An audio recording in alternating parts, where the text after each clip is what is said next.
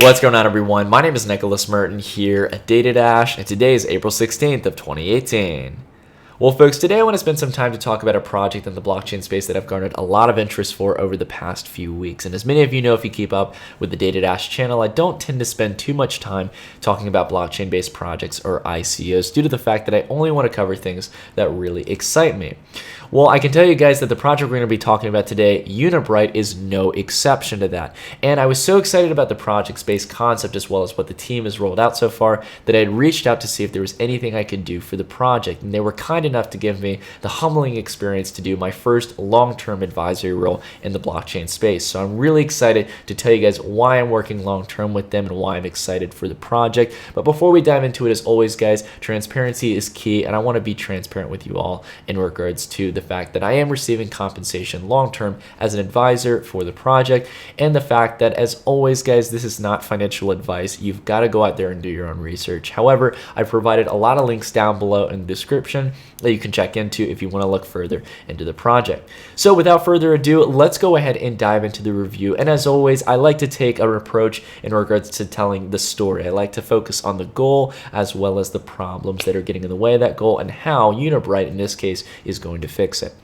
So the first thing I really want to talk about here is how we all share the goal right now in the blockchain space of seeing platforms like Ethereum and other enterprise protocol platforms taking off and giving enterprise companies an opportunity to build applications and utilize smart contracts on the blockchain. It's something that I think we all see happening over the next few years, and we know that the companies out there from a variety of industries and use cases for blockchain want to utilize the technology. They're absolutely, for lack of a better word, exuberant in regards to utilizing blockchain technology and smart contracts. The issue that's getting in the way is that there's a lot of roadblocks right now that's keeping them from doing that. And we're going to be talking about some of those that Unibright is aiming to objectively fix. But there's some key things that blockchain protocols themselves can't really do to fix this issue. That Unibright itself could serve as a great middle way between blockchain technology and the legacy enterprises that are trying to utilize blockchain technology for their applications. So before we dive into that, guys, again, I just want to share with you all that we have a ton of resources down below in the description. All of them can be found on the website as well as in the media section. They've got not only a white paper, which is easy to go through and digest through, but along with that as well, we're going to be going through today a little bit on the project summary as well as their pitch deck, which are great documents to get a grasp on the overall project. So let's go ahead and talk about some of those problems we were discussing earlier. There's really two big things that really came into mind for me right off the bat that I know current enterprise companies struggle with on a day-to-day basis when they're trying to get into blockchain technology. First and foremost, it is obviously clear that when you want to utilize smart contracts, you need developers. And these developers right now are scarce, especially not only as developers, and developers are hard to generally find good developers, but along with that as well in the blockchain space, it is really hard to find people who know how to program in languages like Solidity. So if you want to go out of your way to find someone who can develop on a blockchain like Ethereum, you're going to have to get a specific Solidity developer for the Ethereum network. And because of that, it's not only very hard to find, but if you move to another protocol, let's say 3 months in, you decide that the application of the smart contract you want to build, maybe for supply chain logistics, isn't doing well on Ethereum and would be much better on Neo, you're going to have to get a specific developer to develop for that blockchain. So we don't have a system that's agnostic to different protocols. We don't have something where we can easily interchange as an enterprise company to different blockchains. So not only do you have the complexity of finding a developer, but being able to utilize other blockchain protocols easily and being able to make easy switches for utilization of smart contracts. But along with that as well, there were some really other interesting things that Unibright had brought up to me that I wasn't completely aware of. The biggest one really being the fact that when we have enterprise utilizing smart contracts, there's not a really good way to explore those smart contracts, what they're doing, and the data that it's gathering from. They're really building value from it. So Unibright as well is going to be fixing this. We'll talk about that as well later on in the video. But along with that as well, something that I was kind of aware of, and I think Unibright is really fixing, I think this is one of the biggest issues, is the fact that they're hoping to connect to legacy systems. Right now, we have an issue where corporations and different enterprise companies can't utilize blockchain to its fullest extent in the sense of smart contracts because they can't connect with different data sets and applications that are in traditional software that companies use. So because of that, in all these different issues, guys, we have almost a big roadblock getting in the way that these protocols aren't really to blame for, but at the same time, enterprise which wants to adopt these different blockchain protocols can't get through until we fix these issues. Well, Unibright right here obviously lists out that it has a variety of different fixes that we're going to dive into in just a moment here, but I want to go ahead and dive in through the pitch deck rather than going through and looking at the project summary. And the first thing I want to focus on here is really their product line right here. So this is a great summary right here in regards to talking about the Unibright framework. They have 4 major components that are fixing the 4 major issues that we talked about. The first one being the workflow designer. So we were talking about the complexity of manufacturing smart contracts. Well, what's nice about Unibright is that it's going to give you a workflow kind of database. This is something that I used to always use in regards to organizing my daily schedules, but in the sense of building a smart contract, which it really at the end of the day is just code. It's an executable set of code. In this sense, they're giving you a workflow designer that's a beautiful, simple layout that helps you to build applications and easy to use applications for smart contracts. So it's really interesting to see that they have this, and along with that as well, easily pick what blockchain you want to build on as well. The contract lifecycle manager will help you determine how long these contracts last for, what they're doing, and what blockchains they're on as well. So another important factor as well is being able, again, to be blockchain agnostic. We can switch between different blockchains. So let's say I built a flow diagram in regards to the workflow designer. Well, I can easily switch between Ethereum, Neo, and other different protocols. Now, right now, at the moment, they only have Solidity support right now. But as more and more support comes in regards to protocols like Neo, Cardano, etc., we'd be able to easily, with a click of a button, switch to a different protocol and save the time of having to go out and get another developer who knows how to develop in some different type of language for the other protocol. Along with that as well as the UB connector, the Unibright connector, which connects with a lot of those legacy systems. So as more and more time comes along, we'll be able to connect with more traditional systems where we can connect to data sets and different types of applications to really make use of these smart contracts and utilize blockchain technology to its fullest. And last but not least is the UB Explorer. Now, this is a really unique thing comparative to most blockchain explorers, because in most cases when we talk about blockchain explorers, if you talk about the Ethereum one as well as Bitcoin, we really only get to see data that is in regards to transactions, where transaction outputs go to in different wallets. Well, in the case of the Unibright framework, what we really get out of the UB Explorer is the fact that we get to really kind of get data out of what we're utilizing smart contracts for. So we get to actually see what our smart contracts are producing for us. We're getting to actually get data, raw information that can actually make use of these smart contracts and really see the value that we're producing with this technology. So with these 4 components, guys, it really seems like Unibright itself is preparing a one and all cocktail to really fix this issue and shake up our traditional concepts on enterprises being able to utilize cryptocurrency, or not cryptocurrency, specifically blockchain technology for enterprise applications.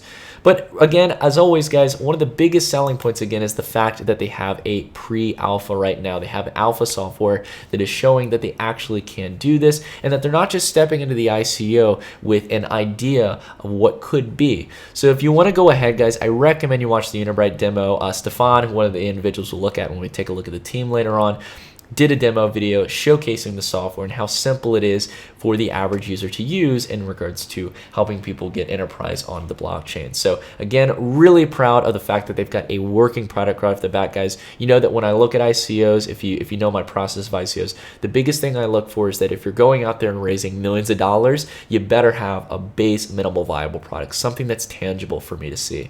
And they've got it right here, guys. It checks off the box, and it's a wonderful design concept in regards to getting people on the masses utilizing this technology. So going through the rest of this here, I want to go ahead and focus in on another thing that many people ask me. Not only do they have all the information in regards to the roadmap and business model, but along with that, the utility of the token. What's going to make the Unibright token free? Or not so much free, but actually valuable. Well, the reason I kind of messed up there is because I want to talk about the fact that the software itself is going to be accessible and free. Anyone can utilize Unibright, but the token is where the value set comes in, where we really get to see the investment opportunity come in.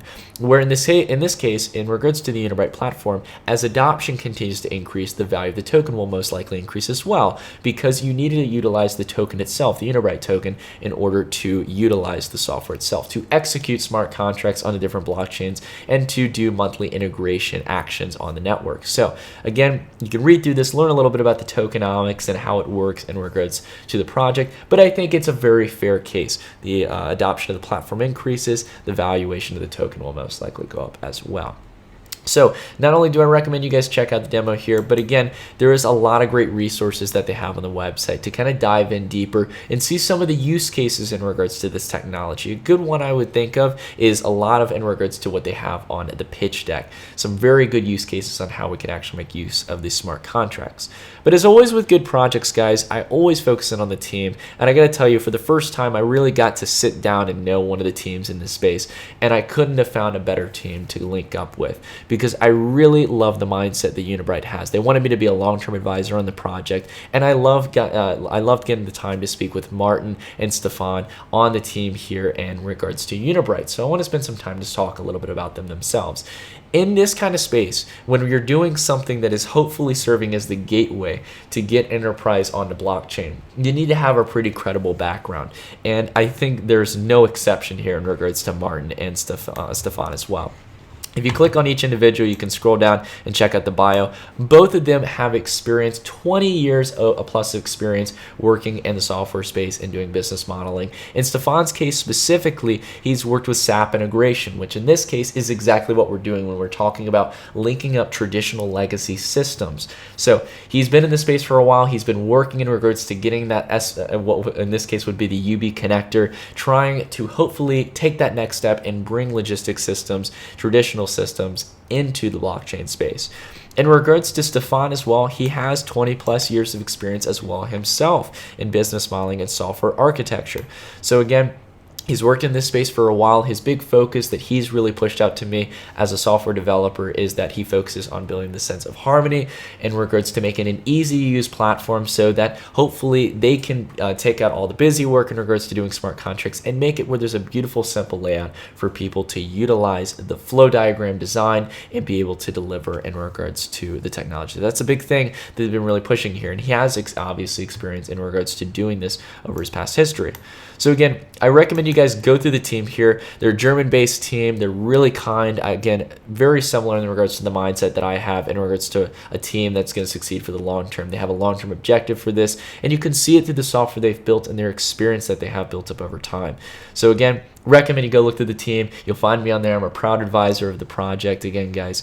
But there's so much going on in regards to Unibright to where I really recommend that you guys dive in through the white paper.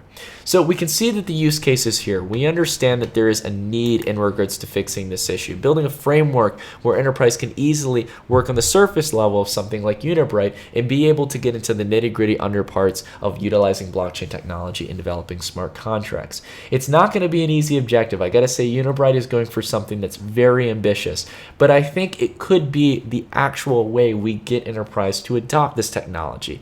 Again, something that's simple, something that works in a workflow diagram where if you don't have the money or the resources to really find a proper developer or multiple developers, if you're going to be experimenting with multiple blockchains, to have a framework where you can get a head start and build applications for industries like supply chain logistics or cloud storage and a variety of different use cases for blockchain, that you can have that framework to simplify the process and onboard onto blockchain much faster. I think Unibright's already a mile ahead. And with the talks in regards of the Unibright connector, as well as being able to really make use in regards to the Explorer, I think this is going to be a serious winner, guys. It's been under the radar for many people, but I found Unibright just a few weeks ago, and I really fell in love with the project. So if you guys have any questions in regards to the project that I didn't answer, not only do we have a ton of resources linked down below, I'll try to answer as many comments as I can, and hopefully the Unibright team can step in and answer some questions as well. But again, guys, I'm really excited about this, and I'd like to hear what you all think down in the comments down below as to whether or not you like the project yourself or if you think the concept can take off in the long term. Again, let's get a discussion going down in the comments down below. But thank you guys, as always, again, for watching the video. Please drop a like and subscribe if you liked the video. But until then, guys, I'll see you all in the next one. Stay tuned.